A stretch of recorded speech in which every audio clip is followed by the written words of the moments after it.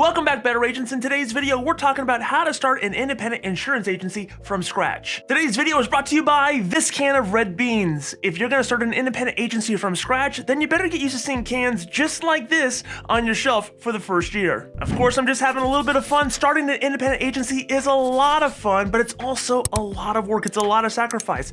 I've started 2 independent agencies in my lifetime, and I've sold both agencies. So this video is gonna be a little bit about what you need to do in order to do this successfully, and from the perspective that if I had to do it for a 3rd time from scratch, these are some of the things that I would do and the things that I'm going to encourage you to think about as you start your journey to starting your independent agency. Let's get the checklist items out of the way first and assume you are already legally licensed to conduct insurance business in your state. The next thing you're going to want to make sure you have in place is your errors and omissions coverage. This is also known as E&O coverage. E&O coverage is going to protect you in the event that you give bad advice or wrong advice to a customer of yours, or if there's a he said, she said, and you don't have any of the proper documentation in place to protect you in a court of law. Better call Saul.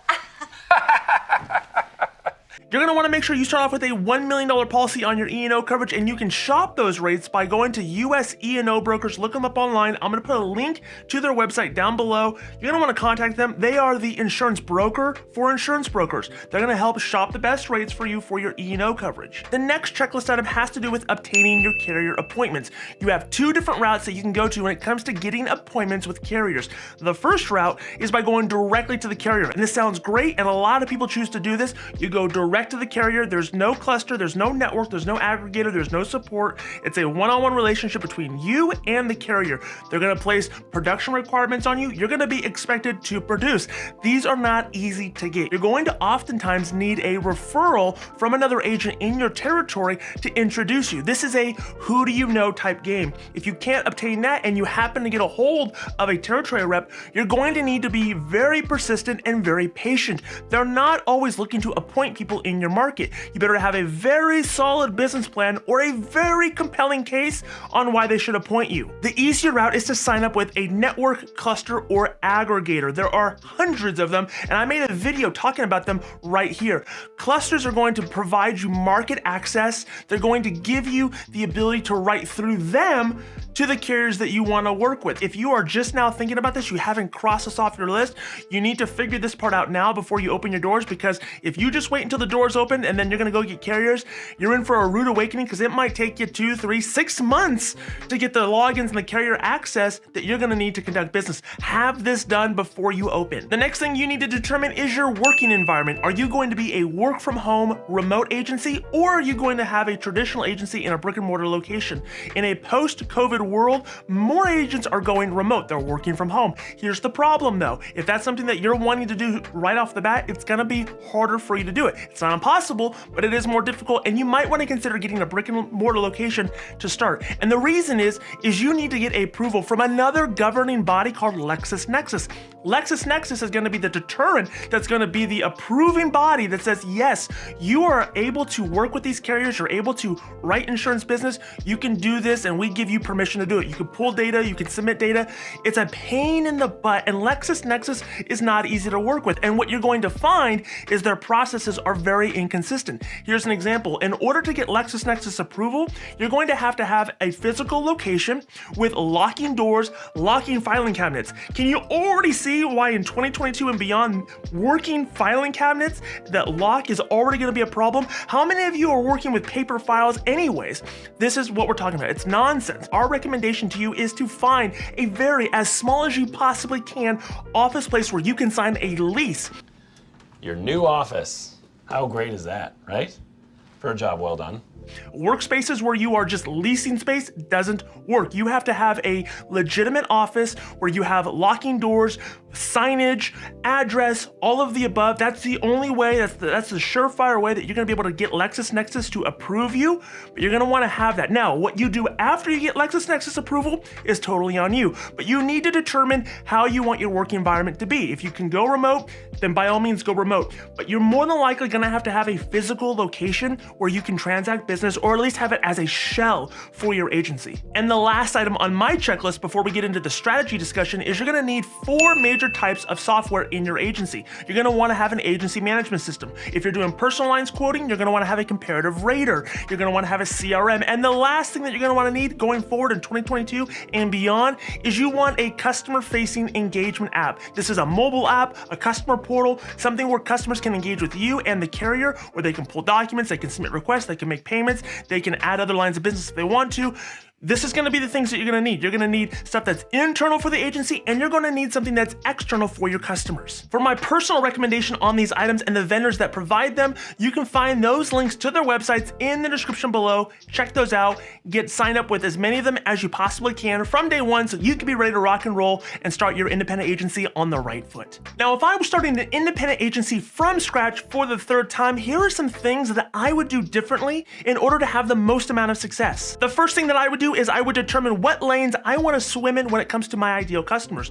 Do I want to be personal lines focused, or do I want to be commercial lines focused? Where a lot of agents get in trouble right off the bat is they try to do too much in these different lanes and the workflows are completely different. You should find where you want to go and you should operate in those swim lanes from day one. Once I've picked the lane that I want to be in, I would focus on the fringe products in those niches. Here's an example. If I wanted to focus on personal lines, I'm not going to go after home and auto like everybody else's. There are millions and millions and billions of dollars that are spent by everybody trying to attract the same type of customer. Instead of going head on with the Geicos of the world and the State Farms of the world, I would focus on the fringe products that are outside their scope of advertising, and I would go after those things. These are things that nobody are talking about. So if I was doing personal lines, instead of thinking about home insurance, I might want to go after affluent homeowners, and on top of that, instead of going after the home, I'm going to address their wine collections, their jewelry collections, their art collections, things that are typically scheduled or need a different line of coverage to protect that stuff. This is stuff that nobody thinks about, and this is your foothold into the entire account. You can start offering firearm or self-defense liability. The people that have firearms or weaponry in their homes, they're gonna be in for a rude awakening when you tell them that their home insurance doesn't cover it, and you can provide that and you can get paid a percentage of whatever it is that you sell, and this is another great idea for you to jump into the entire personal lines account. If I decided to focus on commercial lines, which is exactly what I would focus on if I was starting an agency for a 3rd time, I would go after commercial lines and the fringe products that serve those customers. I would be talking to everybody about cyber insurance. Cyber insurance is the new GL. Premises liability in a post-COVID world, that stuff is gone. That's a thing of the past. Now, I know somebody's watching this video and they just heard me say that I would focus on commercial lines, and they're probably wondering why. And the answer is really simple. There's more money in it. There's more profit and revenue. The margins are better, and there's more lines of coverage that you can sell and round out accounts with, and that's why commercial insurance, if I was starting out over, would be the thing that I would focus 100% of my time on. The second piece of advice that I would have for anybody starting their agency is to invest in their infrastructure when it comes to technology and systems and processes. It's a fancy way of saying don't be cheap with your technology, and that's really hard because you're just starting out. You're eating rice and beans for dinner. You don't have money to invest in all these different technology products. Have no fear. I'm gonna tell you what you should look out for when you're buying your technology for your agency. The first thing is really simple. It's, do you own your data? You'd be surprised at how many vendors in the insurance space want to lay claim to your agency data, your customer data, and they're going to tell you that if you ever want it back, you're going to have to pay for that. I would avoid any vendor that says that you don't own your data free and clear. Anytime you want it, you can get it. The second thing that you're gonna wanna make sure is the company that you're dealing with advanced enough in their technology that they're gonna be viable for the next couple years?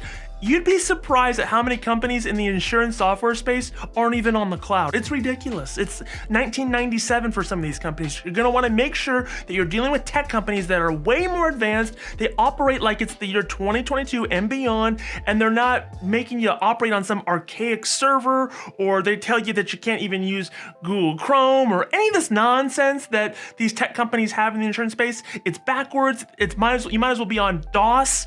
That's what these systems are feeling like. And so you want to make sure you avoid the companies that are like that. They're more modern, they have way more capabilities, way more openness, and they believe in connectivity with other things. That's going to be a huge thing. If you're dealing with a company and they say that they don't want to integrate with this company, that company, this company, this company, then you should avoid those companies like the plague. The third thing that I would do if I was starting an independent agency from scratch for the third time is I would record and document everything that I do.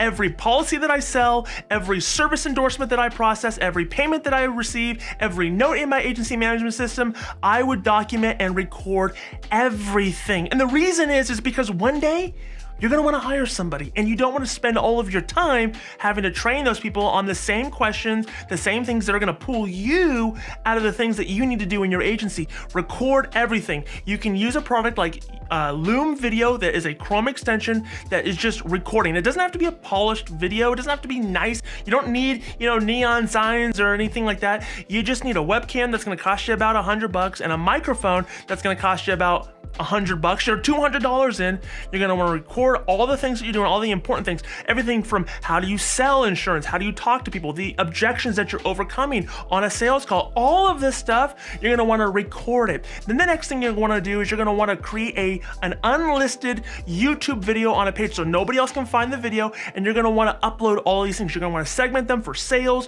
for marketing, for service, for systems and processes. You're gonna want to record all this stuff, and then when you make a hire, you just give them the playlist and you say, go watch this and go and do likewise.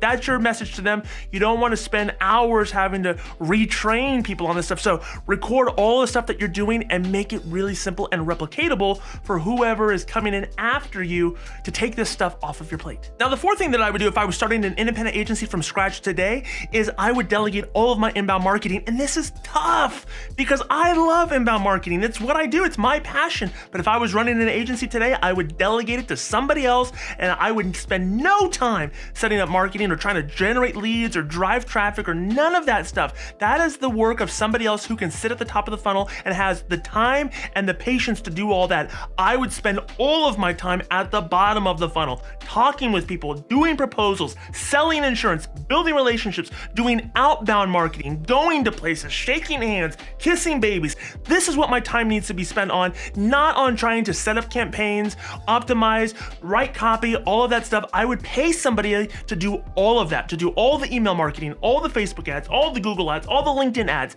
everything. I'd hire a copywriter. I'd hire somebody who's versed in all of that stuff to just do all of it, so that I didn't have to spend the time and energy and effort to do it. I know it's a trade-off of money, but I need to have the time because I need to build the business, and I'm not building the business when I'm doing all this other stuff. I'm only building the business when I'm writing policies. So if I was starting out today, I would delegate all of that and I would not do it all. And again, that's hard because it's what I love to do, and I think I'm really, really good at it.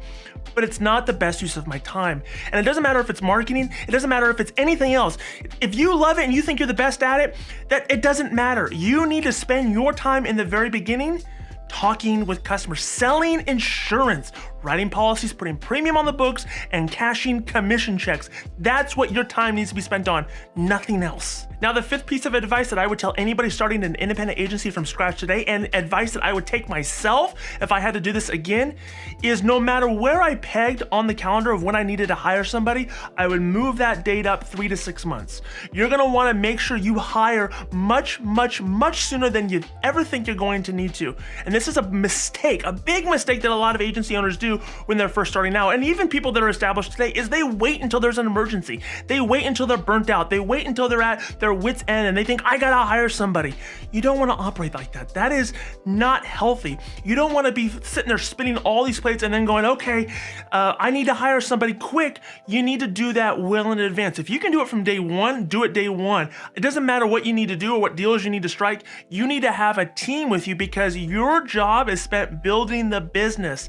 If you wait until you absolutely have to hire somebody, that's a surefire way of making a hiring mistake. Don't do that. Hire well in advance, long before you ever think you need to, because by the time you recruit, hire, and train, that's when it's gonna all hit the fan and you need to say, okay, you're ready to go. You need to plug those people in well in advance. And I know it's a sacrifice. It's hard to make payroll.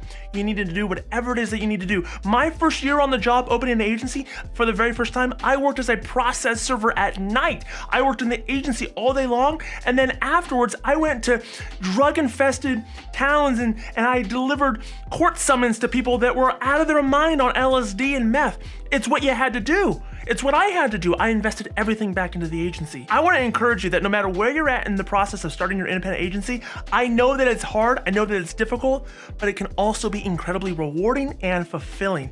If you're an independent agency owner who's just started or you're looking to start an agency, I want you to comment down below. Let me know where you're at in this process. If you want somebody that you can talk to, then down in the description is a link to my personal calendar. I'll block off 30 minutes and I'll chat with you. I'll give you whatever advice that I can. I'm not going to sell you anything. I'm not going to pitch anything. I'm not going to charge you anything. If you just want somebody that you can talk to, ask questions of, get feedback, or collaborate with, I'd love to have that opportunity and help you on that journey. Whatever small role that I can play, I want to be it for you. Thank you so much for watching this video. Make sure you're subscribed to the channel, like this video, comment down below, let me know where you're at, and we'll see you again on the next video.